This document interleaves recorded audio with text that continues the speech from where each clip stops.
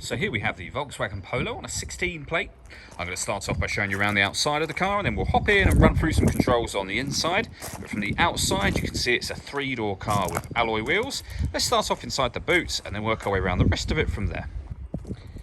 As we approach the back of the car, you can see we have plenty of boot space along with that 60/40 split folding rear seat should you wish to increase this space even further. Okay, so we're just going to work our way back around to the front of the car, and then we'll hop in and run through some controls on the inside. But now that we've done a full circle of it, you can see it's in excellent condition the whole way round. Just briefly before we climb in, I think it's well worth seeing the interior from this exterior point of view. There's plenty to run through on the dashboard, so let's hop in and we'll do that now.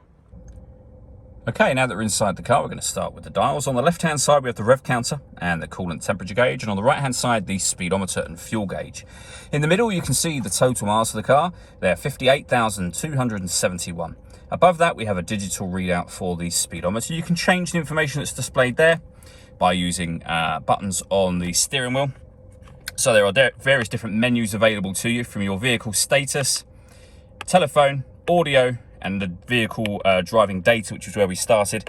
And within each menu, you can then go through various different bits of information, as you can see.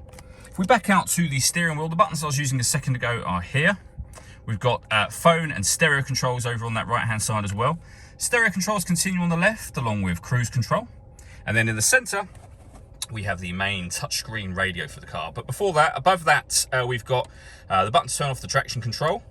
This button turns off the stop and start. This car is designed to cut out when it's stationary in traffic to save you fuel. The system is off when it glows orange like that.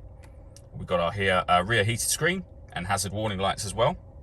And then on the main screen itself, we have some buttons down the right and left hand sides.